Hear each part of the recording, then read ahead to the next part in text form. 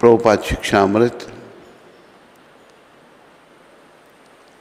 8 मई 1977 प्रभुपाद ऋषिकेश में थे, जो हरिद्वार के पास है। वहाँ उन्होंने ये शब्द कहे थे, आपको सार्वजनिक रूप से घोषणा करनी होगी कि मैं गर्भाधान संस्कार करने जा रहा हूँ। यह कोई गुप्त बात नहीं है, यह एक अनुष्ठान है। और जब स्त्री गर्भवती हो जाती है तो फिर सहवास बंद का अर्थ है कि जब तक बच्चे का जन्म नहीं होता और जब तक वह कम से कम 6 महीने का नहीं हो जाता, तो इसका अर्थ हुआ कि एक बार सहवास करने के पश्चात आप 16 महीने के लिए सहवास नहीं करते। तो ये भी एक बड़े विचारने की बात है। विचारने की बात ये है कि कलयुग में सभी लोग शूद्र पैदा हो रहे हैं। ना कोई ब्राह्मण है, ना क्षत्रिय, ना वैश्य। क्यों? जो प्रभुपाद ने यहाँ ऋषिकेश में शब्द कहे कि एक संस्कार होता है गर्भदान। इससे पहले आत्मा माँ के पेट में प्रवेश करे पिता के माध्यम से, तो ये संस्कार किया जाता है। इसके लिए प्रभुपाद ये कह रहे हैं यहाँ पर कि ये कोई गुप्त बात नहीं है, ये एक अनुष्ठान है। और जब स्त्री गर्भवती हो जाती है तो फिर सहवास बंद, फिर कोई संपर्क नहीं होना चाहिए स्त्री से। ये बड़े लोगों को सबको इस बात को समझना चाहिए।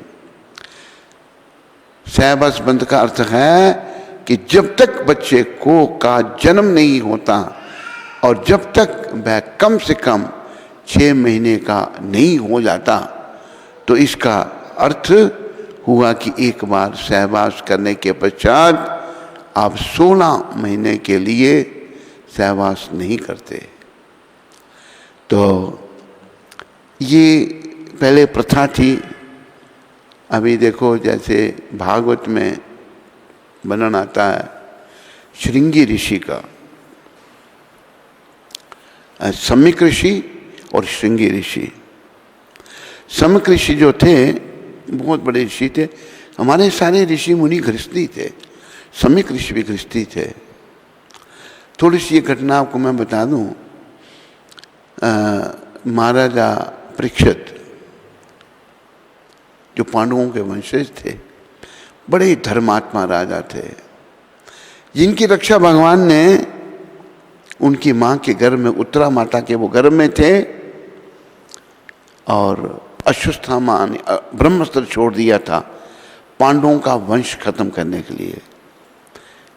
ब्रह्मास्त्र एक बहुत बड़ा शस्त्र है, लेकिन जिसके रक्षक श्री कृष्ण हैं उसे कौन मार सकता है?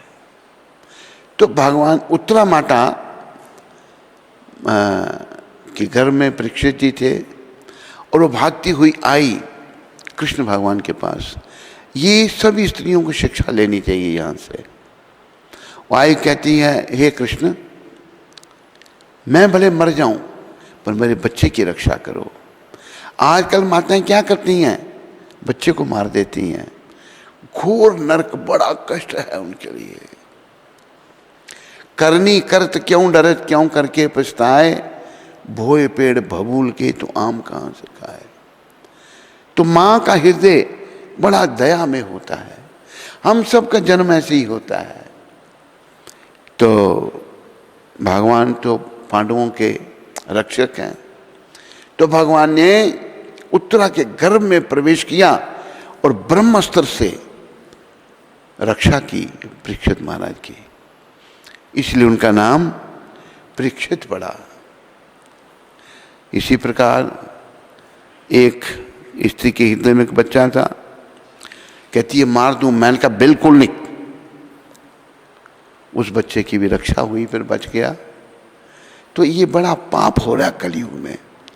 हम लोग सनातनी लोग जो हैं अगर इसका पालन नहीं करेंगे, ऐसा भी देखा गया, पेट में बच्चा है तो बाप कहता है मार दो इसको, मैं इसके लिए रेडी नहीं हूं। ऐसे जब पाप कर्म करेंगे तो बुद्धि सदा के लिए हमारी मलिन रहेगी, बुद्धि हमारी शुद्ध नहीं होगी। तो ये परीक्षित महाराज वन में शिकार खेलने गए थे।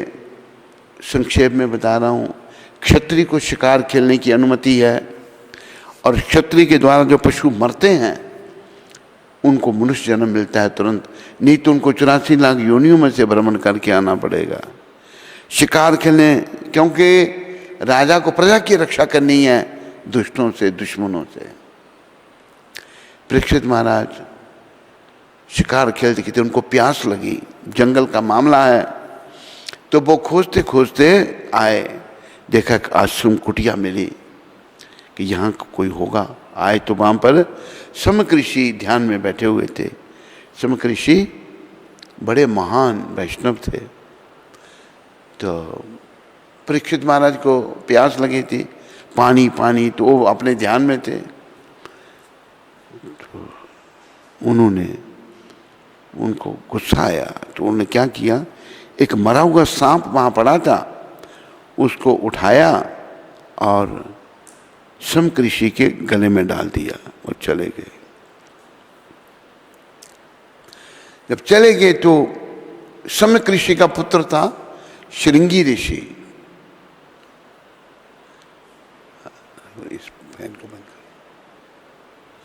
ये मेरी जैकेट मंगवाओ अंदर से। कहाँ है कृष्णदास? कहाँ? वो श्रृंगी ऋषि पुत्र था समक ऋषि का। एक ब्राह्मण कौन होता है ये बात बता रहा हूं मैं आपको। तो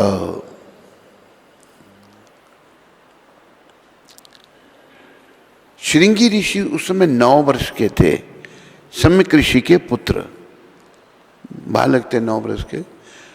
तो वो नदी में स्नान कर रहे थे, नदी में जहाँ भी वो, तो उनके मित्रों ने बताया कि तुम्हारे पिता के गले में किसी ने मरा हुआ सांप डाल दिया है। श्रृंगी ऋषि बालक की झट आए, देखा पिता के गले में मरा हुआ सांप पड़ा है। पिताजी उनके ध्यान में हैं, समाधि में हैं। समाधि क्या चीज है ये भी सब समझ लो। सम्यक अधीयते अस्मिन् आत्म तत्व यथात्मयम्। मन जब संकल्प विकल्प छोड़ देता है, मन का काम संकल्प विकल्प करना है, मैं करूं नहीं करूं, ये ठीक है ठीक, मन सदा इस काम में लगा हुआ है। जब तक संकल्प विकल्प चल रहा है, ये मन की चंचलता और मलिनता है। लेकिन महाराजा परीक्षित की बात हो रही है, समक ऋषि संकल्प विकल्प से परे थे, ध्यान में थे। श्रृंगी ऋषि जो उनके पुत्र थे, बालक थे, तो उन्होंने देखा कि मेरे पिता के गले में किसी ने मरा हुआ सांप डाला है, तो उनको क्रोध आ गया, बालक को क्रोध आ गया।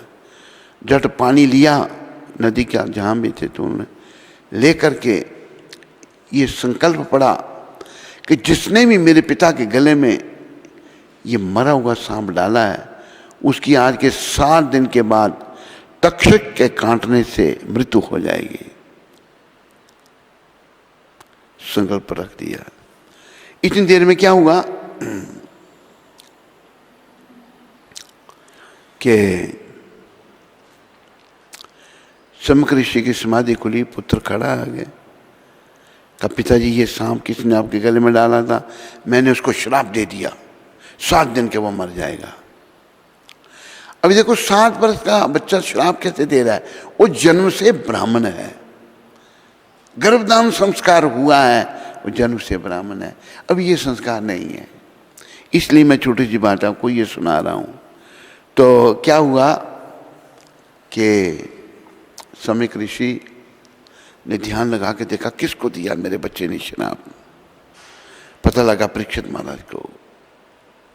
उन्होंने कहा मूर्ख, तूने क्या किया, ये तो बच्चा है। ऐसा राजा जो प्रजा का पालन अपने संतान की तरह करता था, उसके चले जाने से सब खराबी हो जाएगी। तो सम्यक ऋषि को बड़ा बुरा लगा। झट उन्होंने सूचित किया महाराजा परीक्षित को जाकर के कि मेरे बेटे ने आपको श्राप दे दिया है।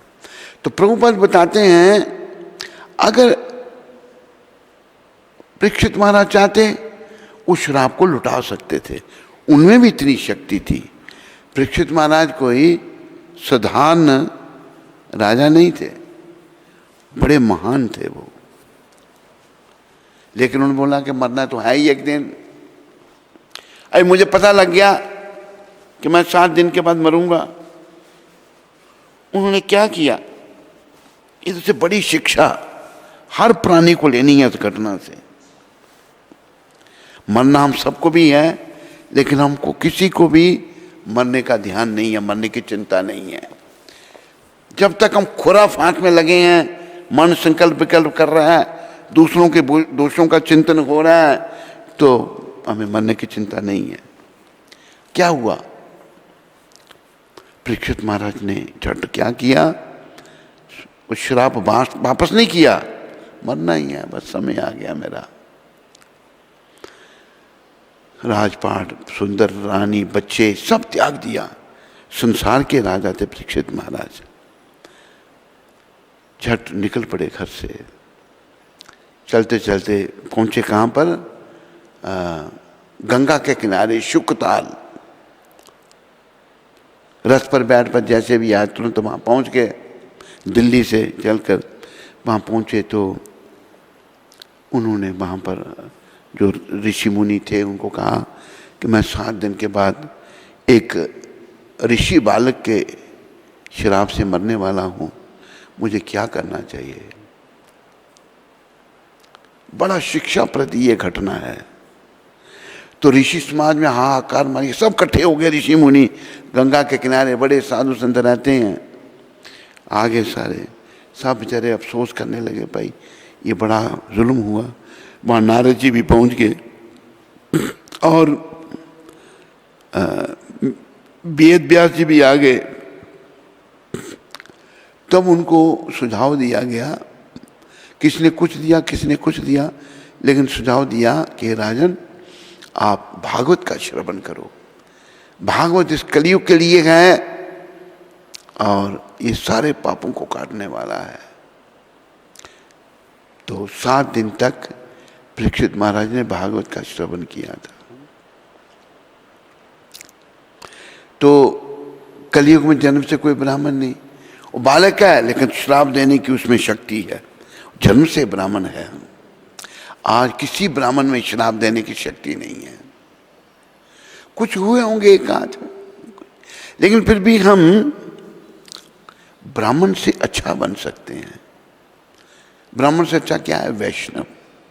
अगर हम वैष्णव बनते हैं, जो प्रभुपाद जी ने वैष्णव धर्म का प्रचार किया, इसमें कोई जाति पाति नहीं। और महाप्रभु ने जब नित्यानंद भगवान को भेजा था प्रचार के लिए, बोले सबको नाम जपाओ। चंडाल हो, मतलब ब्राह्मण क्षत्रिय वैश्य शूद्र, चंडाल 5वीं श्रेणी का होता है, जो कुत्ते खाने वाले लोग, सबको नाम जपाओ। ये नित्यानंद भगवान को गौर भगवान ने कहा था। तो गौर भगवान स्वयं कृष्ण है। ये संकेत दे रहे हैं कलयुग में हम सब पतित लोग हैं, कोई ज़्यादा पतित कोई कम पतित है, हम सब पतित। तो सब नाम जपें और अपने भविष्य को उज्जवल बनाएं। तो कलयुग में जन्म से कोई ब्राह्मण नहीं, लेकिन हम चाहे कैसे भी पैदा हुए हैं, हम कर्म से वैष्णव बन सकते हैं। चाहे नाम के ब्राह्मण हों या क्षत्रिय हों या वैश्य हों या शूद्र हों या चंडाल हों, हम नाम जप सकते हैं, क्योंकि कली पावन अवतार भगवान गौर निताय ने बड़ी कृपा की है कलियुग के जीवों पर। तो याद रखो इन बातों को। बड़ा लंबा विषय है, कथा भी करनी है, तो मैं और आगे नहीं बढ़ूंगा। आज व्रत प्राण पालन का समय जो है 5:36 से लेकर 10:09 तक है। इसके अंदर अंदर हम सब ने व्रत रखा है। कोई ऐसा भक्त है या दीक्षित है जिसने व्रत नहीं रखा हो? हाथ खड़ा करो। सब ने रखा है। तो 10:09 से पहले पहले अन्न ले लेना। 5:36 के बाद ये पारायण का समय है। बोलो पतित पावन शिल प्रभुपाद की जय। देखो, जो भी आज किसी को अच्छा मौका मिल रहा है अपने जीवन सफल करने का, ये सारा श्रेय इन महापुरुष का है, प्रभुपाद जी का है। और इनके चरणों में भी प्रार्थना करो। और आपको अगर किसी को कोई मुश्किल है, कठिनाई है, इनके चरणों में प्रार्थना करो और इनकी अनुमति लेकर, ये गुरुदेव हैं, सतगुरु हैं और नित्यानंद भगवान आदि गुरु हैं। आदि गुरु मतलब उस सबको कृष्ण देने वाले हैं और वो कृष्ण के ही स्वरूप हैं, कृष्ण के पहले विस्तार हैं। कृष्ण के पहले विस्तार हैं बलदेव, प्रद्युम्न, अनिरुद्ध, संकर्षण, पहले बलदेव। इसी प्रकार वही बलदेव नित्यानंद जी के रूप में आए हैं कलियुग के लोगों के उद्धार के लिए। और कृष्ण चैतन्य महाप्रभु के रूप में आए हैं। तो प्रभुपाद की कृपा से नित्यानंद भगवान के चरणों में प्रार्थना करो। और उनके बारे में कथा में पीछे आया है, जब एक ब्राह्मण को नित्यानंद जी के आचरण पर शंका हुई थी। नित्यानंद भगवान बड़े अच्छे वस्त्र पहने थे, वो भी सन्यासी, और उसको शंका हुई। लेकिन महाप्रभु के चरणों में उस ब्राह्मण की श्रद्धा थी। झट उसने नवदीप छोड़ा और पुरी में आ गया भगवान के पास। और उसने आकर भगवान के चरणों में नमन किया, प्रार्थना की कि महाप्रभु, आपके बड़े भाई नित्यानंद कुछ का उनका आचरण मुझे कुछ अच्छा नहीं लगा। तब गौर भगवान ने कहा, समर्थ को नहीं को दोष गसाई। जो शक्तिमान है उसको कोई शक्ति नहीं, उसको कोई दोष नहीं लगता। जैसे रवि पावक सुर सरी की नाई। रवि सूर्यदेव, सूर्यदेव जो हैं, जहाँ किसी ने पेशाब किया है वहाँ से पानी को सोख लेते हैं। सूर्यदेव पर कोई असर थोड़ा उसका, कोई नहीं, वो शुद्ध के शुद्ध हैं। अग्नि हर चीज़ को जला देगी, अग्नि शुद्ध रहेगी हमेशा के लिए।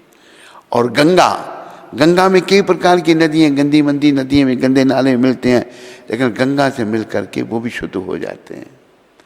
रवि पावक सुर सरी की नाई।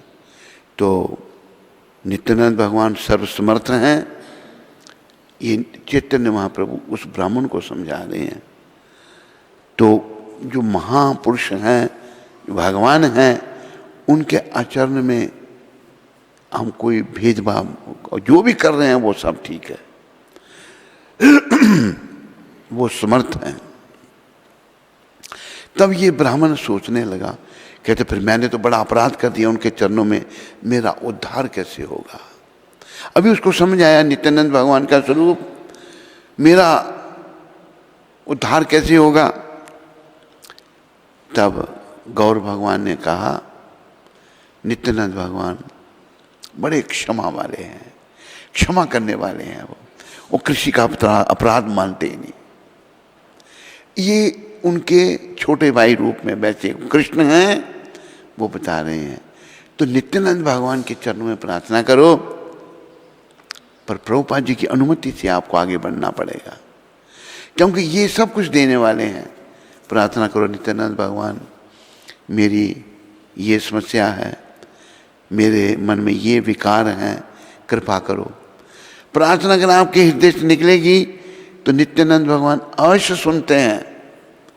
पर अगर आप दोष और क्या कहते हैं छिद्रान्वेषण, दोषों को ढूंढने में लगे रहे, ऐसी भी आत्माएं देखी हमने।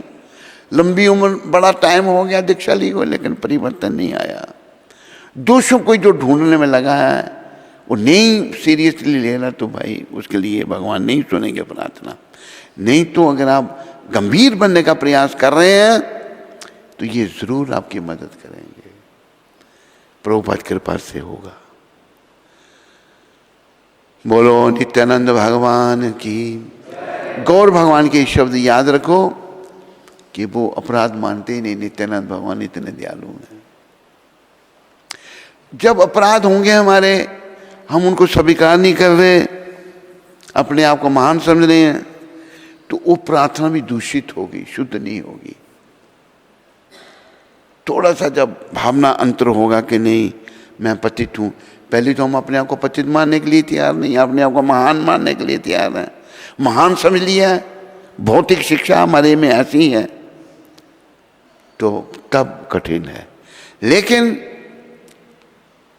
वो ब्राह्मण, नवद्वीप का ब्राह्मण आया और नित्यानंद भगवान के चरणों में गिर गया और नित्यानंद भगवान ने उसको गले से लगाया। तो गौर भगवान इसकी पुष्टि कर रहे हैं कि नित्यानंद जी तो किसी का अपराध मानते ही नहीं।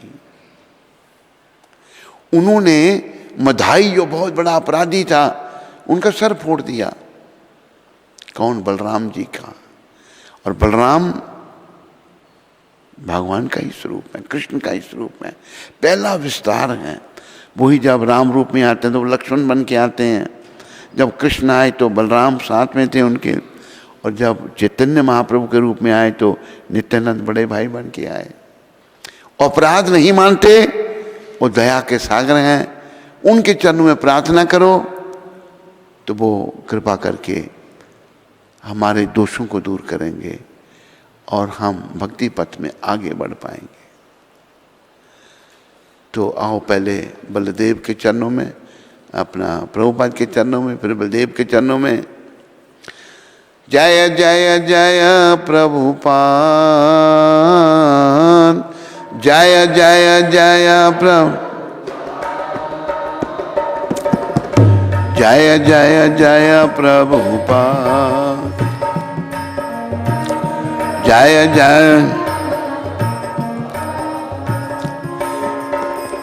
जय जय जय प्रभुपाद,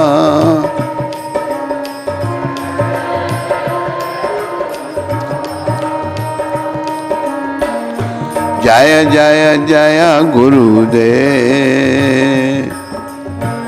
जय जय जय नित्यानंद राम, जय नित्यानंद राम, जय नित्यानंद राम, जय जय बलराम, जय जय बलराम,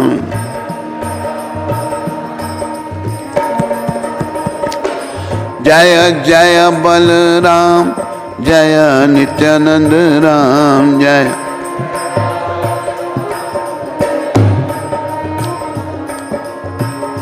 दया के सागर नित्यानंद राम, दया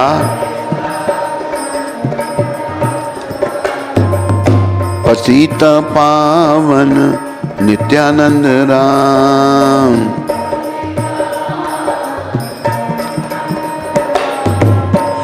जय जय श्री कृष्ण चैतन्य नित्यानंदा, जय जय श्री कृष्ण चैतन्य,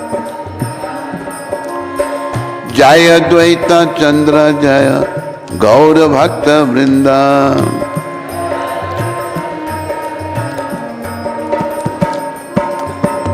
कृपा करी सब मेली करह करुणा,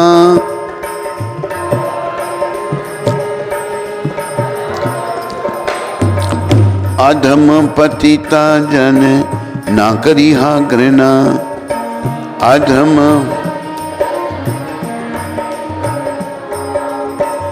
हरे कृष्ण कृष्ण कृष्ण हरे हरे, हरे राम राम राम हरे हरे।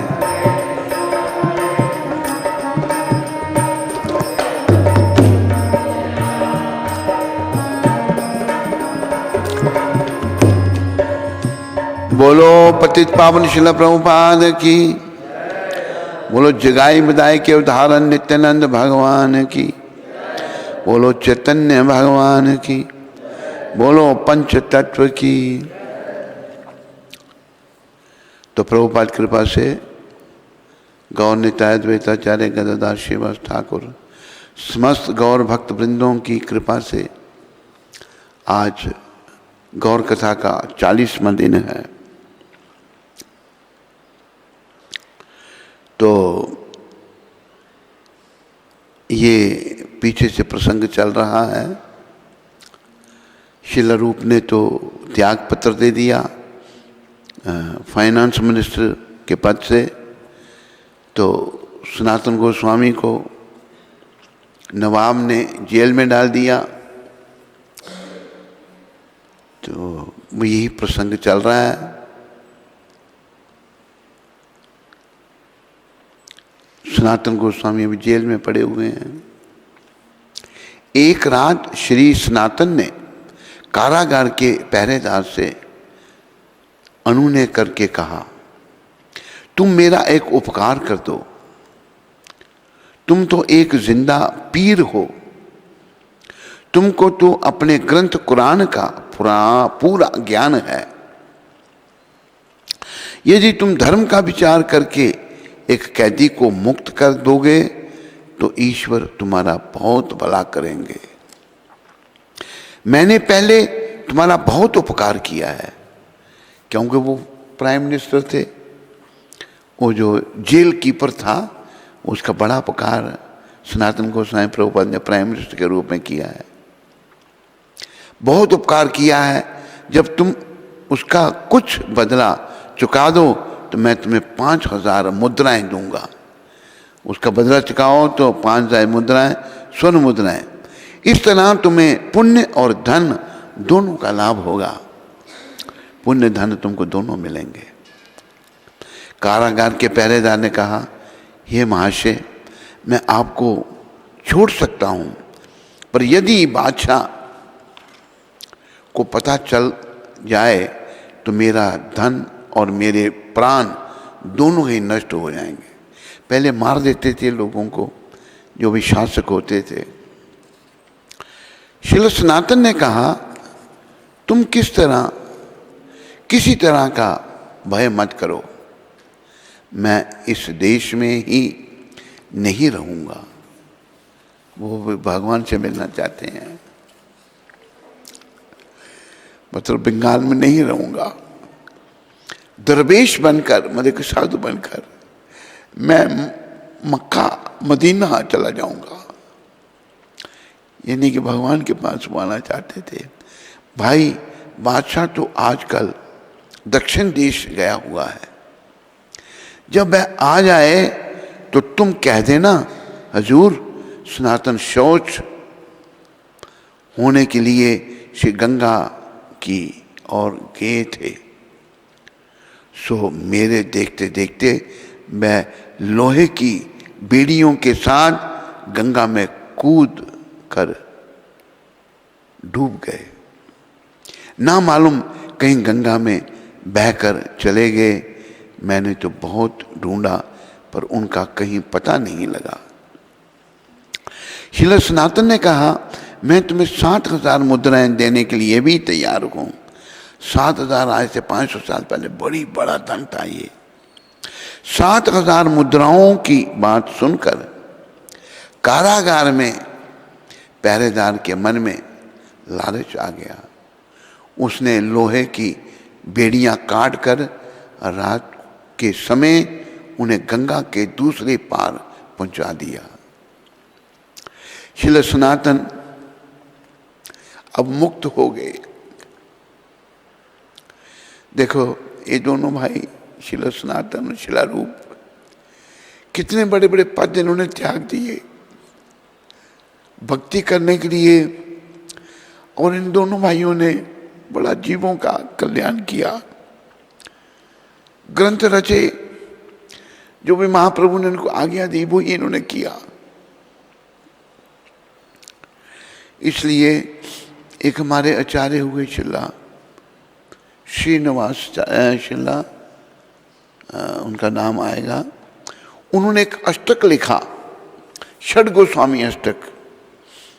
उन्होंने अष्टक में लिखा, नाना शास्त्र विचार न्याय का निपुनो सधर्म संस्थापको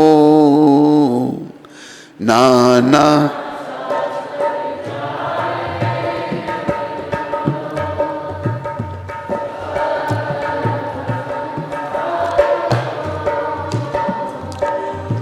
लोकानाम हितकारिनो त्रिभुवने मन्यो शरण्या करो लोक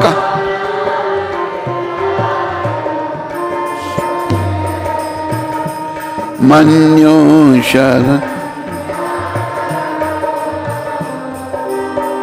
राधा कृष्ण पदार बिंद भजना नंदेन माताली को राधा कृष्ण पदार बिंद नंदेन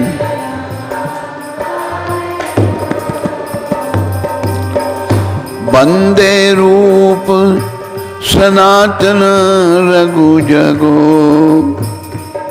श्री जीवा गोपाल को रूप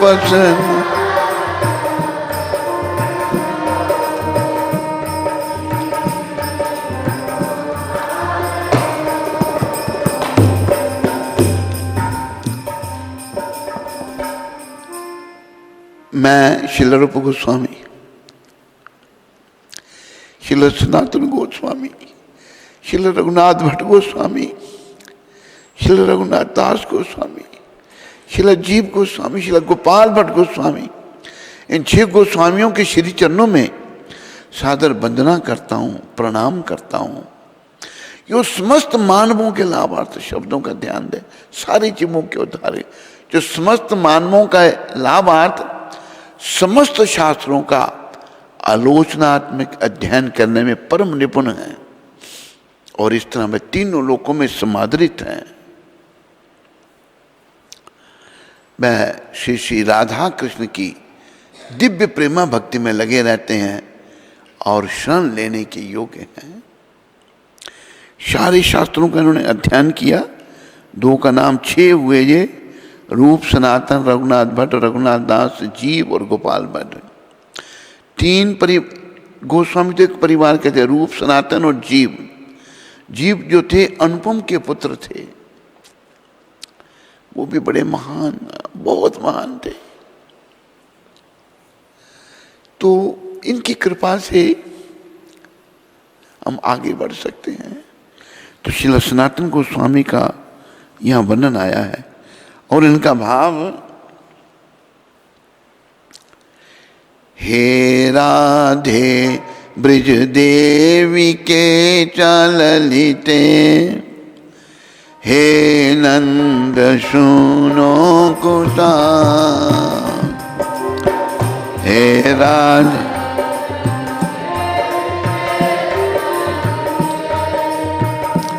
हे नंद सुनो, श्री गोवर्धन कल्प पाद पातले, कालिंदी बने कुता, श्री गो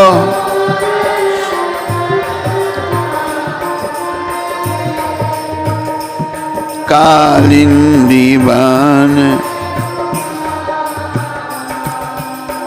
गोशंत इति सर्व तो प्रजापुरे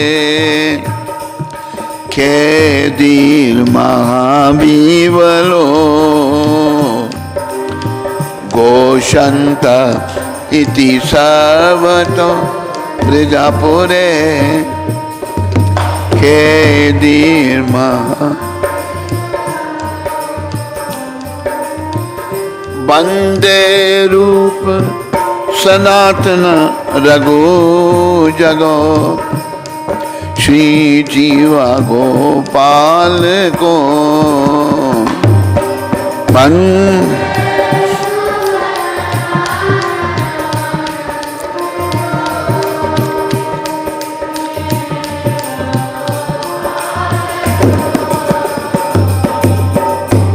तो भाव इनका क्या था?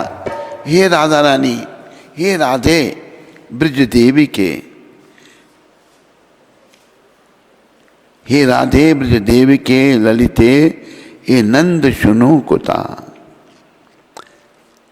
मैं 6 गोस्वामियों के शिला रूप, शिला सनातन, शिला रघुनाथ भट्ट, शिला रघुनाथ दास, शिला जीव, शिला गोपाल भट्ट गोस्वामी के चरणों में सादर वंदना करता हूँ, जो हे ब्रज की पूजनीय देवी राधे के आप कहाँ हो? हे ललिते आप कहाँ हो? हे ब्रज राजकुमार आप कहाँ हो? श्री गोवर्धन के कल्प वृक्ष के नीचे बैठे हो अथवा कालिंदी के कमनीय कुल पर विराजमान वन सुम में भ्रमण कर रहे हो। इस प्रकार पुकारते हुए विरहा जनित पीड़ाओं से महान विवल होकर ब्रजमंडल में सर्वत्र भ्रमण करते थे। ये 6 गोस्वामी की हालत थी। सारा सौदा भाव का है। ये 6 गोस्वामी भाव से भरे पड़े थे और ये भगवान को सर्वत्र देखते थे। ब्रज पहले तो महाप्रभु की कृपा है, उसके बाद इन 6 गोस्वामियों को भगवान ने शक्तिपात करके आगे कथा में वर्णन आएगा, ब्रज में भेजा जाओ, ब्रज के लुप्त तीर्थ स्थानों को उजागर करो। तो इन 6 गोस्वामियों की बहुत बड़ी देन है मानव समाज को। इसलिए मैं शिल रूप, शिला सनातन, शिला रघुनाथ भट्ट, शिला रघुनाथ दास, शिला जीव एवं शिला गोपाल भट्ट नामक 6 गोस्वामियों की सादर वंदना करता हूँ कि जो श्री कृष्ण के नाम रूप गुण लीलाओं के कीर्तन गायन एवं नृत्य परायण थे, प्रेमामृत के समुद्र स्वरूप थे, विद्वान एवं अविद्वान रूप सर्वसाधारण जनमात्र के प्रिय थे। सब इनको प्यार करते थे तथा सभी के प्रिय कार्यों को करने वाले थे। मत्सर्य रहित एवं सर्व लोग पूजित थे। श्री चैतन्य देव को की अतिशय कृपा से युक्त थे और भूतल पर भक्ति का विस्तार करके भूमि का भार उतारने वाले थे। भूमि जो है अभक्तों से भर गई है, इसका भार उतारने के लिए 6 गोस्वामियों ने कार्य किया। तो शिला सनातन जो हैं ये रूप गोस्वामी के बड़े भाई हैं, तो वो भी आज की कथा में मुक्त हो गए हैं। जेलर जो था उसको उन्होंने बोला 700 मुद्राएं देकर और उसने उनकी बेड़ियाँ बूढ़ियाँ खोल कर नदी के बेड़ियाँ डालती थी। पहले बड़ा कष्ट देने वाले थे यवन लोग। शिला सनातन जब मुक्त हो गए, एक सेवक को साथ लेकर राजमार्ग को छोड़कर वन मार्ग से वह पातड़ा पर्वत पर पहुंच गए। जो राजमार्ग था उस पे नहीं चले क्योंकि पकड़े जाने का भय था। तो जंगल के रास्ते से बेचारे जा रहे हैं, एक सेवक था उनके साथ। वहां पर डाकुओं का सरदार मुंजा रहता था। उसके साथ एक हस्त गणना करने वाला गणक था। वह गणना करके किसके पास कितना धन है यह बता सकता था। यात्री का खून करके मुनिया उसका धन छीन लिया करता था। श्रील सनातन ने मुनिया से कहा, महाशय कृपा करके हमें इस पर्वत के पार पहुंचा दीजिए। मुनिया ने कहा, आपको रात के समय पार करवा दूंगा, अब भोजन पकाकर खा पी लीजिए। उसने भोजन की व्यवस्था कर दी। श्रील सनातन ने 2 दिनों के पश्चात खाना पकाया और खाया। राजमंत्री सनातन ने सोचा, यह मुनिया हमारी इतनी खातिरदारी क्यों कर रहा है। देखो, जब कोई भक्त होता है ना तो भगवान उसके अंदर ऐसे विचार पैदा कर देते हैं। ये बड़ी शिक्षाप्रद ये भी बात है। वो सोच रहे हैं भाई इतना ध्यान कर रहा है हमारा, क्यों कर रहा है, कारण क्या है इसका। तो जब तक हम भक्त नहीं बनते ना तब तक हमें बातें समझ नहीं आती।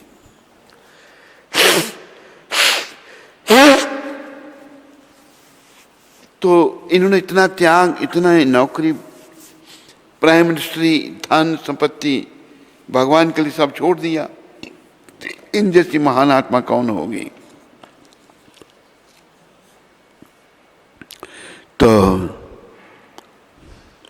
क्यों कर रहा है।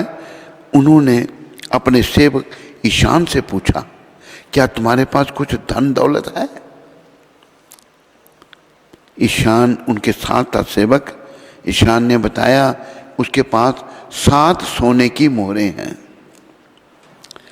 तब श्रील सनातन को समझ में आ गया कि उन मोहरों के लालच से मुनिया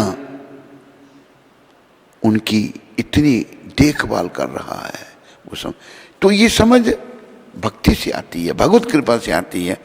इन जैसा भक्त कौन होगा जो मतलब प्राइम मिनिस्ट्री को ठोकर मार दी, इतनी धन संपत्ति छोड़कर भगवान के पीछे चल पड़े। बड़े महान।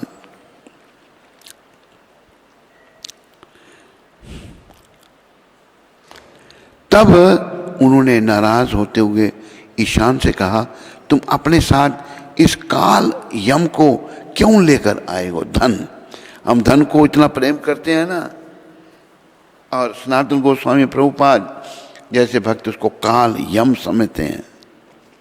क्यों लेकर आए हो।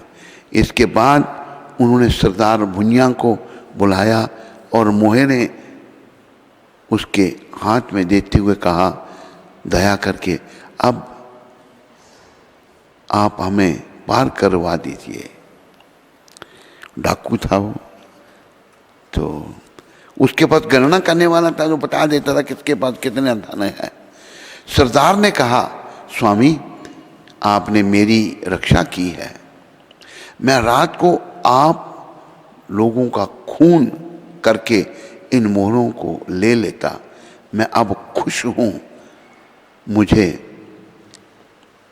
इन मोहरों की आवश्यकता नहीं है। मैं वैसे ही आप लोगों को पर्वत पार कर दूंगा। श्रील सनातन ने कहा, महाशय आप हम लोगों की रक्षा कीजिए, मोहरे लेकर ही हमें पर्वत के पार उतारिए, अन्यथा कोई दूसरा धन के लोभ में हमारा खून कर देगा। कहते कि अगर आप नहीं देंगे तो कोई और दूसरा मार देगा हमको, ये धन ले लो। देखो, भगवान पर आश्रित भक्त जो हैं कुछ भी पास नहीं रखते। 7 मोहरें थी, वो समझ गए कि ये डाकू क्यों मारना चाहता है हमको। इसके अनंतर सरदार ने 4 लठेतों को साथ में भेजकर रात रहते रहते श्रील सनातन को पर्वत के पार पहुंचा दिया। श्रील सनातन ने पर्वत पार करके ईशान से फिर पूछा, तुम्हारे पास क्या और भी कुछ धन है। ईशान ने बताया उसके पास तब भी एक और मोहर शेष थी। एक मोहर उसने रखी थी अपने पास। श्रील सनातन ने कहा श्री वृंदावन जाने में अशर्फी, उसको अशर्फी कहते हैं सोने की मोहरों को, काम नहीं देती, इसे लेकर तुम अपने घर को लौट जाओ। तब श्रील सनातन सेवक को विदा करके पूर्ण रूप से संगीहीन हो गए। उनके हाथ में कमंडलू था, शरीर पर फटी पुरानी कतरी थी और मुंह में हरि नाम था। देखो भक्त कैसे होते हैं, कितने महान थे सनातन गोस्वामी। पानी का कमंडलू, फटे हुए कपड़े, जिनका पास इतना धन था, इतना बड़ा पद था, भगवान के लिए छोड़ दिया।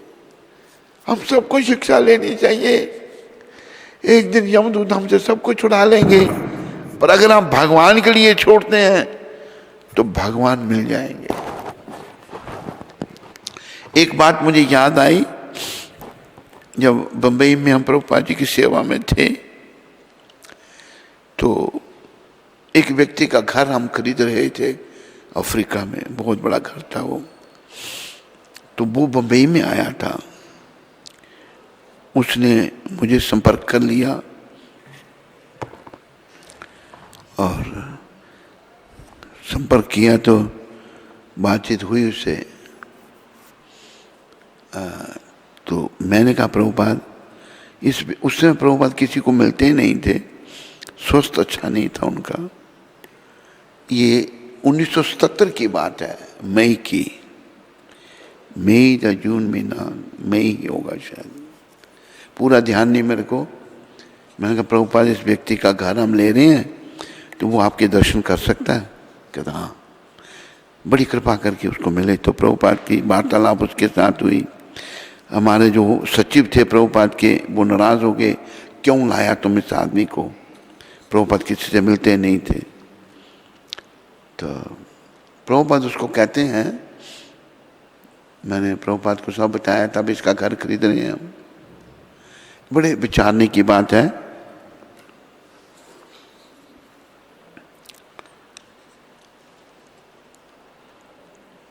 मैंने जब प्रभुपाद से उसको मिलाया तो प्रभुपाद से उसने और भी बातें की। तो प्रभुपाद कहते हैं उसको, भाई एक दिन तूने सब कुछ छोड़ना है ना दुनिया। कहते हाँ स्वामी जी सब कुछ छोड़ना है। कहते ये जो घर है इसको भगवान के लिए छोड़ दो, एक दिन हमें सब छोड़ना पड़ेगा। लेकिन अगर हम भगवान के लिए छोड़ देते हैं, वह छोड़ने की पूर्णता हो जाती है। तो यही श्रील सनातन ने कहा, वृंदावन जाने में अशर्फी यानी सोने की मोहर काम नहीं देती, इसे लेकर तुम अपने घर लौट जाओ। ईशान बेचारा था, नहीं इतना एडवांस डिवोटी था। तब श्रील सनातन सेवक को विदा करके पूर्ण रूप से संगीहीन हो गए। कोई संग नहीं, भगवान का संग। उनके हाथ में कमंडलू था, शरीर पर फटी पुरानी कतरी और मुंह में हरि नाम था। उन्होंने अपने जीवन में ना जाने कितने ऐश्वर्य का उपभोग किया था। राजा जैसा ही उनका ऐश्वर्य था, प्राइम मिनिस्टर थे, परंतु उससे भी उन्हें इतनी अधिक संतुष्टि नहीं मिली थी जो आनंद आज उन्हें संगी साथी हीन इस अवस्था में मिल रहा है। जब भगवान की शरण में आते हैं वही सच्चा सुख है। वही यहाँ लेखक बता रहे हैं, उसमें जब इतना बड़ा पद उनका था, इतने सुख थे, इतना ऐश्वर्य था, परंतु उसमें भी उन्हें इतनी अधिक संतुष्टि नहीं मिली। उसमें कोई संतुष्टि है ही नहीं संसार के किसी काम में, जितने के उन्हें संगी साथीहीन इस अवस्था में मिल रही थी। बड़े प्रसन्न थे। चलते चलते क्रमशः वे संध्या के समय हाजीपुर में जा पहुंचे। गंगा में स्नान आदि करके वे किनारे के एक उद्यान में जाकर बैठ गए। सूर्यदेव अस्ताचल में प्रवेश कर रहे थे। पश्चिम आकाश अरुण वर्ण के फैलने से लाल हो रहा था। सारे पक्षीगण कलरव करते हुए अपने अपने घोंसलों में प्रविष्ट हो रहे थे और गंगा के दोनों किनारों के वृक्ष शोभायमान हो रहे थे। विश्वनाथ के द्वारा रचित इस समस्त सुंदर सृष्टि को देखकर श्री सनातन का हृदय मानो श्री हरि के चरणों में भजन करने के लिए व्याकुल हो उठा। ये भक्ति की भूमिका, मतलब वो सब देखकर भारी भजन करने में लगना चाहते हैं, व्याकुल है। हाजीपुर में श्री सनातन के बहनोई श्रीकांत रहते थे। उनकी बहन के पति वहाँ रहते थे। वे बादशाह के लिए घोड़े खरीद कर भेजा करते थे। उनका काम था घोड़े खरीदना और बादशाह को भेजने। श्रीकांत ने शाम के समय घर की छत से देखा कि दूर बाग के बीच में एक विरागी बैठे थे। वहां के बाग में बैठे हुए थे वो। मन में कौतूहल हुआ कि उन्हें निकट जाकर देखा जाए। श्री सनातन गोस्वामी ऊंचे स्वर से पुकार रहे थे, हा गौरांग, हा गौरांग। अपने आराध्य देव गौरांग महाप्रभु को याद कर रहे थे। हा गौरांग कर रहे थे। कहो गौरंगा लाओ गौरंगा, कहो गौर भजो गौरंगेरा नाम रे, भजो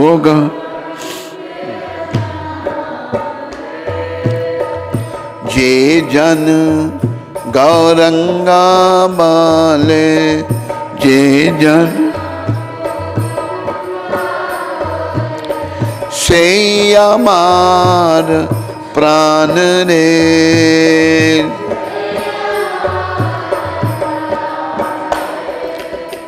कहो गौरंगा लाओ गौरंगा, कहो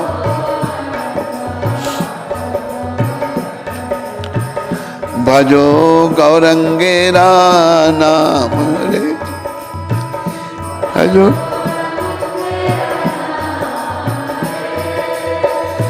जे जन गौरंगा वाले, जे जन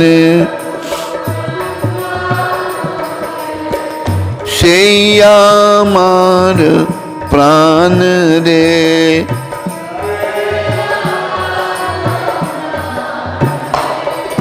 गौरंगा गौरंगा गौरंगा गौरंगा, नित्यानंदा नित्यानंदा नित्यानंदा नित्यानंदा नित्यानंदा नित्यानंदा नित्यानंदा नित्यानंदा।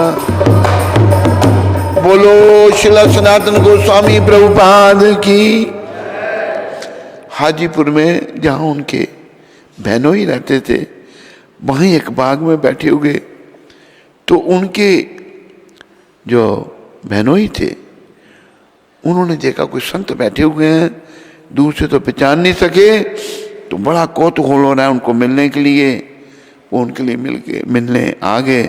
जब वे बाग में आए तो पाया कि वे तो श्रील सनातन थे। कहा मैं राजमंत्री पद और कहा यह कंगाल वेश। देखो कितना त्याग। राजमंत्री का पद मतलब प्राइम मिनिस्टर का पद, और कहा कंगाल वेश। सीखना हमने, हम तो मोह माया फंसे हुए जीव हैं, पर इन वैष्णवों की कृपा से हमारी मोह माया भी छूट सकती है। श्रीकांत अपने साले की ऐसी दशा देखकर रो दिए। श्रीकांत जी जीजा जी भी रो दिए।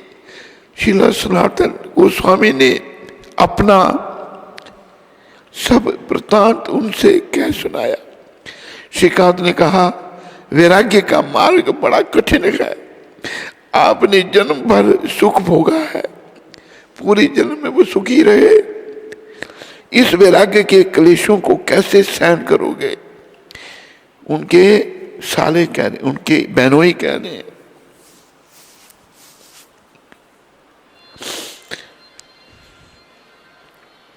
घर में रहकर ही श्री कृष्ण भजन करो। आओ चलो, यह मलिन वस्त्र त्याग कर नवीन वस्त्र धारण करो। श्रीकांत अत्यधिक आदर पूर्वक शिला सनातन गोस्वामी को अपने घर में लिवा लाए और 2-4 दिन वहां रहने का अनुरोध किया। शिला सनातन ने उत्तर में कहा, तुम मुझे तुरंत ही गंगा के पार भिजवा दो। उनके अंदर लगन थी गौर भगवान को मिलने की, गौर भगवान को मिलना चाहते थे। ये ऐसे वैष्णवों की कृपा से हमारे अंदर भी जो मोह माया फंसी है वो दूर हो सकती है। ऐसे वैष्णवों के चरणों में प्रार्थना करो, तुम मुझे तुरंत ही गंगा के पार भिजवा दो, मैं अब क्षण भर भी और विलंब नहीं कर सकता। श्रीकांत ने समझ लिया यह वह रंग नहीं है जो बातों में से उतर जाए। उनको जैसे रंग चढ़ा था, बातों से वो उतरने वाला नहीं था। उस समय भयंकर शीत पड़ रही थी, बड़ी सर्दी थी, इसलिए इन्होंने सनातन को एक भूटानी कंबल, बड़ा कीमती कंबल बड़ी कठिनाई से दिया। कहा ये कंबल आप रख लो, और रात्रि में ही उनको गंगा पार कर दिया। गंगा पार करके चलते चलते शिला सनातन कई दिनों के बाद काशी पहुंचे। उसी समय इनके मुख से केवल ये ही शब्द पुनः पुनः उच्चारण हो रहे थे, हा गौरांग कृपानिधि कहाँ हो, एक बार दर्शन दो। बस गौरांग को बस पाना, उनके दर्शन करना चाहते हैं, कहाँ हो दर्शन दो। अश्रुधारा से वक्षस्थल भीग रहा था। शिला सनातन इतने रो रहे थे, सारी छाती भीग गई थी उनकी आंसुओं से। रात्रि दिन आहार निद्रा का इन्हें कुछ भी ज्ञान नहीं था, खाने का और सोने का कोई ज्ञान नहीं। ये सच्चा भाव उनका था। श्रीमन महाप्रभु कई दिन पूर्व काशी आए थे। वे श्री चंद्रशेखर के घर पर ठहरे थे। बहुत दिन पहले वो काशी में आए थे।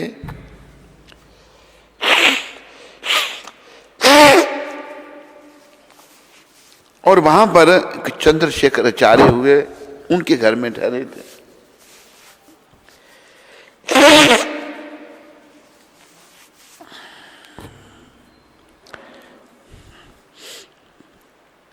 और तपन मिश्र के घर पर भोजन करते थे।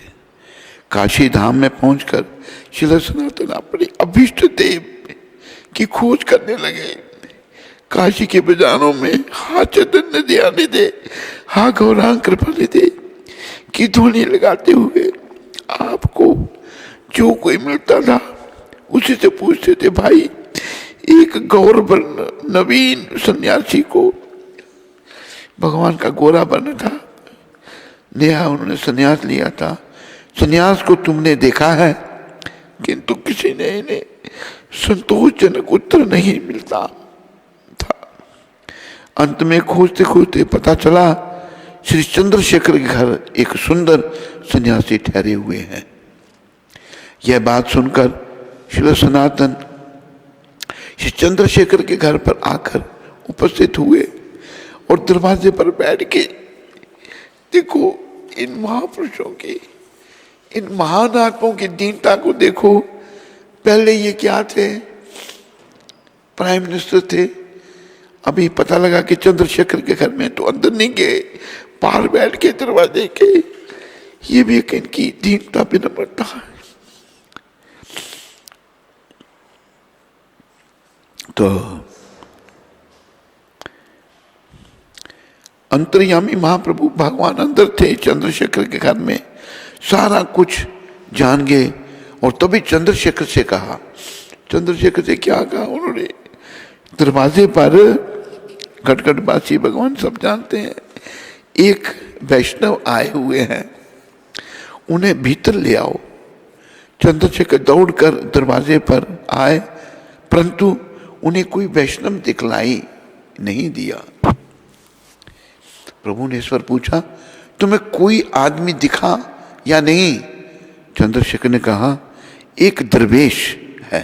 दरवेश उनका मुसलमानी भेष था। प्रभु ने कहा, उसी को ले आओ।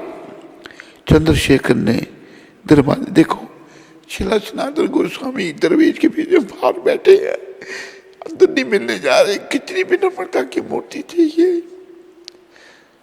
इनकी कृपा से हम लोगों के भी कष्ट कट सकते हैं। दरवेश तुम्हें प्रभु बुला रहे हैं।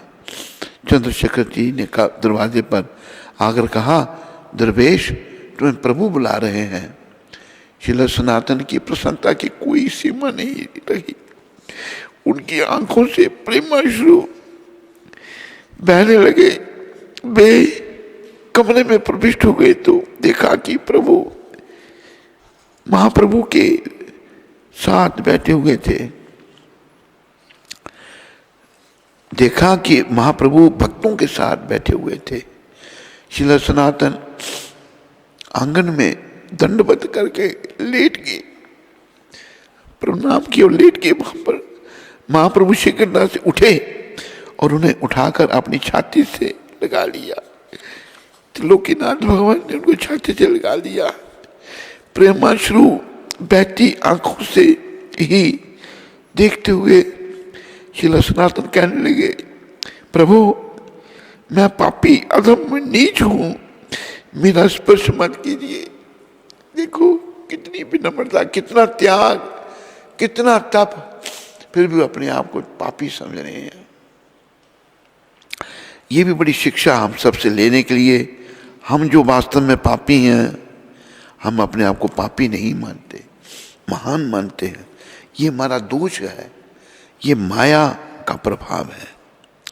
महाप्रभु ने तब जबरदस्ती उनके शरीर को झाड़ते हुए कहा, महाप्रभु कहे तो वह स्पर्श। महाप्रभु क्या कह रहे हैं उनको,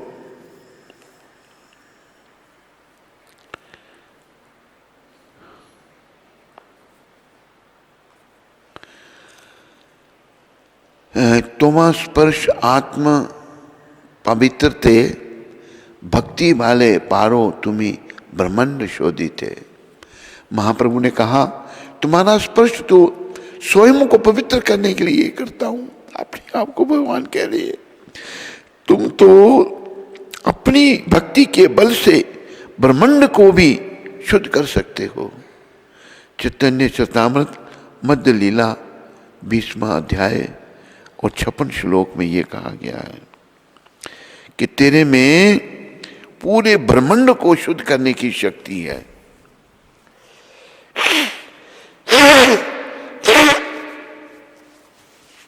जो शुद्ध भक्त बन जाते हैं, सारे ब्रह्मांड को वो शुद्ध कर सकते हैं। उन्हीं का एक नमूना ये हमारे गुरु महाराज हैं, जिन्होंने सारी दुनिया को शुद्ध कर दिया, भक्ति का प्रचार कर दिया।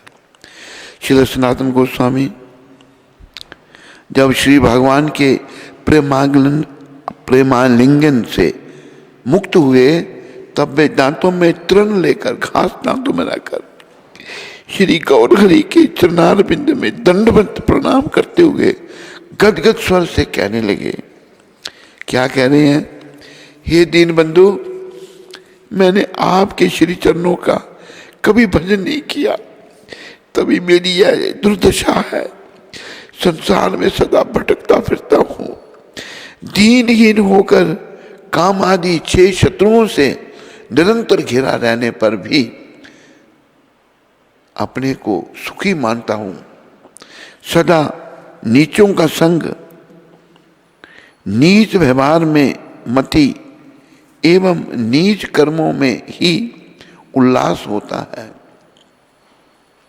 हे भगवान, यह दुर्लभ मनुष्य जन्म पाकर भी मैंने क्या शुभ कार्य किया, केवल जगत में हास्य ही कराया है। मैं आपकी शरण में हूं। हे नाथ, हे श्री गौरांग देव, मुझ गरीब पर कृपा कटाक्ष करो। हे नाथ, हे नाथों के नाथ, त्रिलोकी में सारभूत अपने श्री चरणों का अधम को अधिकार बनाकर कृतार्थ करो। दया में श्री गौर भगवान नेत्रों में जल भरकर कहने लगे, सनातन, इतनी दीनता मत दिखाओ। इतने विनम्र भगवान को उनकी दीनता अच्छी नहीं लग रही। भाव है, तुम्हारी दीनता देखकर मेरा हृदय फटता है। जब श्री कृष्ण भगवान दयालु होते हैं तब अच्छा बुरा नहीं देखते। वही श्री कृष्णचंद्र आज तुम पर प्रसन्न है। श्री कृष्ण कृपालु ने विषय कूप से उद्धार कर जो तुम पर दया की है वह मैं कह नहीं सकता। बड़ी दया की, तो वो स्वयं तो कृष्ण है, महाप्रभु। इसके बाद महाप्रभु ने उन्हें अपने पास बिठाया। श्रील सनातन ने सारा वृतांत महाप्रभु से निवेदन कर दिया। श्रीमन महाप्रभु ने तब तपन मिश्र, चंद्रशेखर आदि भक्तों के साथ सनातन का परिचय करवा दिया। सभी ने श्री सनातन का प्रेम से आलिंगन किया और विस्मित होकर कहने लगे, काकेर गरुड़ कोरो ऐछे शक्ति तुम्हारी तो ऐसी शक्ति है कि तुम कौवे को भी गरुड़ बना दो। ये उनके भक्त कह रहे हैं, कहाँ तो तुम राजमंत्री थे और महान ऐश्वर्यशाली, और कहाँ सर्वस्व त्यागी कृष्ण भक्त धीर, तुम तो अचिंत्य शक्तिमान हो। तुम्हारी कृपा मिल जाए तो सब कुछ संभव है। इसके उपरांत श्रीमन महाप्रभु ने श्रील सनातन को भद्र समाज के उपयुक्त वेश धारण करने की आज्ञा दी। श्रील चंद्रशेखर उन्हें लेकर गंगा के तट पर गए, जहां नाई से उन्हें चंद्रशेखर ने उन्हें जहाँ गए नाई से उनका मुंडन करवाया और शिखा धारण करवा कर उनको स्नान करवाया। चंद्रशेखर ने उन्हें पहनने के लिए नूतन वस्त्र प्रदान किए, परंतु उन्होंने उसे नहीं लिया। एक फटा पुराना वस्त्र ही ग्रहण किया। देखो, ये भी एक विचारने की बात है कि प्राइम मिनिस्टर की क्या महानता, कितने भगवान के प्रिय वो हैं। चंद्रशेखर ने पुरातन वस्त्र का उनको कौपीन पहनाकर उस पर बहिरी वस्त्र धारण करवाया। कंठ में तुलसी की माला और अंगों में 12 तिलक धारण करवाकर पूरी तरह से वैष्णव का वेश धारण करवाया। तो 12 प्रकार के तिलक लगाए जाते हैं, ये सभी को धारण करने चाहिए। पहले मस्तक पर केशवाय नमः, नाभि पर नारायणाय नमः, माधवाय नमः, गोविंदाय नमः, विष्णुवे नमः, मधुसूदनाय नमः, त्रिविक्रमाय नमः, वामनाय नमः, श्रीधराय नमः, ऋषिकेशाय नमः, पद्मनाभाय नमः, दामोदराय नमः, और यहाँ पर वासुदेवाय नमः। ऐसे नाम लेकर सबको तिलक धारण करना चाहिए। भगवान के अलग अलग नामों की हमें रक्षा प्रदान हो। वैष्णव वेश धारण करवाया उनको। श्रील सनातन के दिव्य वैष्णव वेश को देखकर सभी की प्रसन्नता की कोई सीमा नहीं रही। वैष्णव बनकर बड़े प्रसन्न हुए सब उनको देखकर। श्रील गौर सुंदर मध्याकृत करके श्रील सनातन को संग लेकर तपन मिश्र के घर भिक्षा करने को पधारे। तपन मिश्र ने महाप्रभु के श्री चरण प्रक्षालन कर उन्हें आसन पर बिठाया। भगवान गौरहरि ने तपन मिश्र से कहा, मिश्र पहले सनातन को भिक्षा करवाओ। तपन मिश्र ने निवेदन किया, हे प्रभु सनातन का अभी कुछ भजन शेष है। भगवान को अपने भक्तों की कितनी चिंता होती, वो बेचारे भूखे थे कई दिनों से। पहले आप भिक्षा कर लीजिए, फिर सनातन भी पा लेंगे। अंतर्यामी श्री भगवान जान गए आज सनातन को मेरे प्रसाद की इच्छा है, तो सनातन महाप्रभु का उच्छिष्ट लेना चाहते थे। फिर आप कुछ ना बोले। श्री गौर सुंदर के भोजनोपरांत विश्राम करने पर तपन मिश्र ने महाप्रभु का उच्छिष्ट यानी कि बचा हुआ प्रसाद पात्र श्रील सनातन को दे दिया। श्रीमद् महाप्रभु का अधरामृत रिक्त प्रसाद पाकर आप कृतकृत हो गए। भगवान का मतलब अधरामृत, भगवान के मुखारबिंद से तो अमृत ही निकलता है। वो मिला हुआ प्रसाद, उनकी जूठ प्रसाद पाकर आप बहुत प्रसन्न हुए। श्रील सनातन के मन में आज अपार आनंद है। श्री गौर सुंदर का अवशेष प्रसाद पाकर आप आनंद स्वरूप हो रहे हैं। आपका वैराग्य पहले से 4 गुना बढ़ गया और वैराग्य भाव उनमें आ गया। इसी समय तपन मिश्र ने आपको सुप्रेम एक नवीन वस्त्र भेंट किया, किंतु वैराग्य मूर्ति श्रील सनातन ने उसे अस्वीकार करते हुए प्रार्थना की, महाराज यदि आप मुझे वस्त्र देना चाहते हैं तो कोई फटा पुराना परिधान वस्त्र दे दीजिए। तपन मिश्र ने जान लिया श्री गौरहरि की कृपा से सनातन का विषय रोग सब दूर हो गया है। ये विषय रोग बड़ा भयंकर है, तो नए वस्त्र भी नहीं लेना चाहते। श्रील सनातन गोस्वामी जो प्राइम मिनिस्टर थे, फटा कोई पुराना वस्त्र दे दो। आपने और कुछ न कहकर अपनी एक पुरानी धोती उनको दे दी तपन मिश्र ने। श्रील सनातन ने उस धोती के 2 भाग करके कोपीन और बहिर्बास धारण किया। बहिर्बास इसे कहते हैं, और कोपीन बना ली उन्होंने।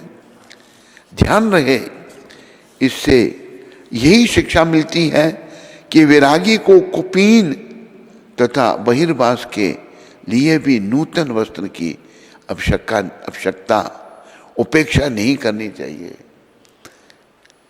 वैरागी जो त्यागी सन्यासी हैं, नए वस्त्र की उनको आवश्यकता की अपेक्षा नहीं करनी चाहिए, एक्सपेक्ट नहीं करना चाहिए।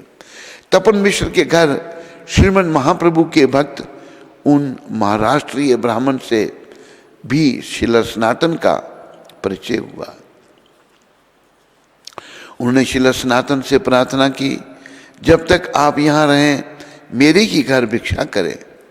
श्रील सनातन गोस्वामी वैराग्य के अवतार हैं। उन्होंने हाथ जोड़कर निवेदन किया, महाराज मैं तो टुकड़े मांगकर खाऊंगा। ब्राह्मण के घर निरंतर भोजन करना गृहस्थी ब्राह्मण को दुख देना है। क्या दिव्य भाव था उनका कि ब्राह्मण के घर में रोज भोजन करना ये उनको दुख देने वाली बात है। यह सुनकर श्री गौरहरि बड़े प्रसन्न हुए। बात यह है कि श्री भगवान सर्व प्रकार परीक्षा में उत्तीर्ण होने पर ही अपना दास बनाते हैं। देखो, हम लोग परीक्षा में अगर उत्तीर्ण ना हो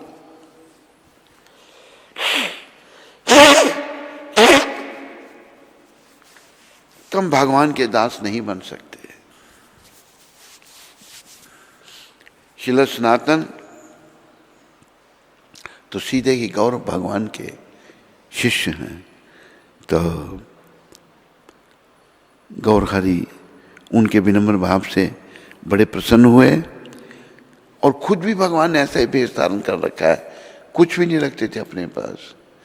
वो तो भगवान हैं, हम पतित जीव हैं, हम कहाँ ऐसे उनकी तरह बन सकते हैं, पर उनकी कृपा से कुछ भी हो सकता है। बड़े प्रसन्न हुए। बात यह है कि श्री भगवान सर्व प्रकार परीक्षा में उत्तीर्ण होने पर ही अपना दास बनाते हैं। तो आज इस कथा को यहीं विराम दिया जाता है।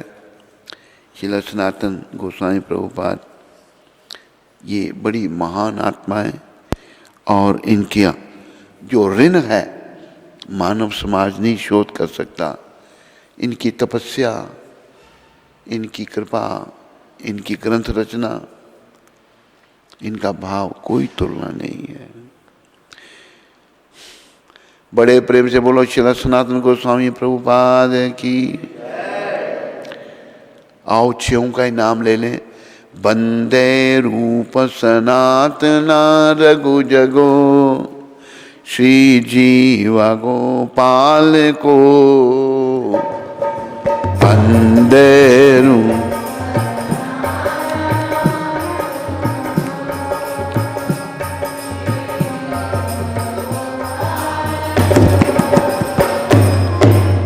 वंदे रूप सनातना रघु जगो श्री जीव गोपाल को।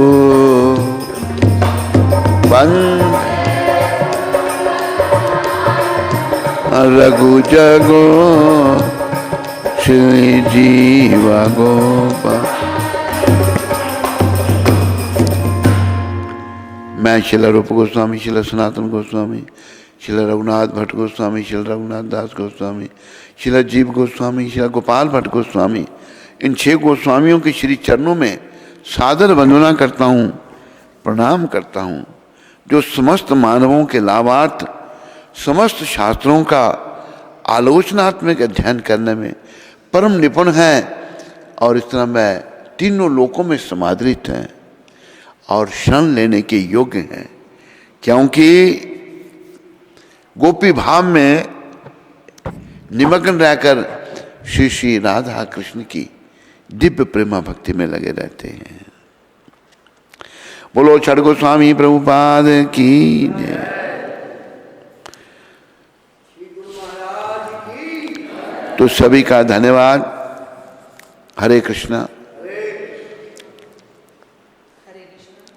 तो गुरु महाराज जी का बहुत बहुत धन्यवाद जिन्होंने इतनी सुंदर गौर कथा का गायन किया। तो सभी लोग 3 बार हरि बोल बोल के गुरु महाराज जी का आभार व्यक्त करेंगे। हरि बोल, हरि बोल, हरि बोल। बोले सदगुरुदेव महाराज की। जगत गुरु शिल। कुंती माता का भी धन्यवाद करते हैं। कुंती माता को रोज उठाने की मेरी ड्यूटी है। कभी नहीं उठाऊं तो कुंती माता डांट लगाती है कि आज आपने मेरे को 20 मिनट लेट उठाया था। तो फ़ोन जब किया माता उठ तो गई, लेकिन नस चढ़ जाती है इनकी, कोई बड़ा कष्ट होता है इनको। ठीक हुई अभी नहीं? बड़ी नस। अभी डॉक्टर इनका ये पता करो भाई, इनको ये कष्ट होता है, नस चढ़ती है, क्या चीज़ है ये? तो इन्होंने मना कर दिया आने के लिए। मैंने कहा नहीं, कैसे लंगड़ा के चलना पड़ेगा। तो ये कुंती माता कहने पर मैंने क्या हो कथा में आओ। तो इनका भी धन्यवाद। इनको तकलीफ थी इतनी, कष्ट होने पर भी माता जो है यहाँ आई, इनका धन्यवाद। हरे कृष्ण। बोले सदगुरुदेव महाराज की जय। जगत गुरु शिल प्रभुपाद की जय। तो दुबई से श्रीमान पीयूष खुराना जी ने भगवान के लिए अपनी सेवा भेजी है। तो उनका और उनके परिवार का श्रील प्रभुपाद आश्रम उधमपुर के सभी भक्तों की ओर से बहुत बहुत धन्यवाद। हरि बोल। सिडनी ऑस्ट्रेलिया से श्रीमान भुवनेश जी ने व्यास पूजा के लिए अपनी सेवा भेजी है, तो उनका और उनके परिवार का श्रील प्रभुपाद आश्रम उधमपुर के सभी भक्तों की ओर से बहुत बहुत धन्यवाद। हरि बोल। हल्दूचौड़ उत्तराखंड से श्रीमान कृष्ण नारायण दास जी ने व्यास पूजा के लिए अपनी सेवा भेजी है, तो उनका और उनके परिवार का श्रील प्रभुपाद आश्रम उधमपुर के सभी भक्तों की ओर से बहुत बहुत धन्यवाद। हरि बोल। अलवर से बाबूलाल मीना जी ने गुरु महाराज जी के लिए अपनी सेवा भेजी है, तो उनका और उनके परिवार का श्रील प्रभुपाद आश्रम उधमपुर के सभी भक्तों की ओर से बहुत बहुत धन्यवाद। हरि बोल। हरि बोल। बाबूलाल मीना जी का नंबर है? उनको पूछना आपका भजन भक्ति कैसे चल रही है। बाबूलाल मीना जी बड़े पुराने ये जुड़े हुए हैं, अच्छी आत्मा है। उनको पूछना माला कितनी कर रहे हो, सब नियमों का पालन कर रहे हो नहीं कर रहे, या मेरी बात करा देना उनसे। ये दिल्ली से देवे आर्य जी ने अपने पिताजी की स्मृति में भगवान के लिए पैसे भेजे हैं, तो श्रील प्रभुपाद आश्रम उधमपुर के सभी भक्तों की ओर से बहुत बहुत धन्यवाद। हरि बोल। बोले सद्गुरुदेव महाराज की, जगत गुरु श्रील प्रभुपाद की जय। हरि बोल।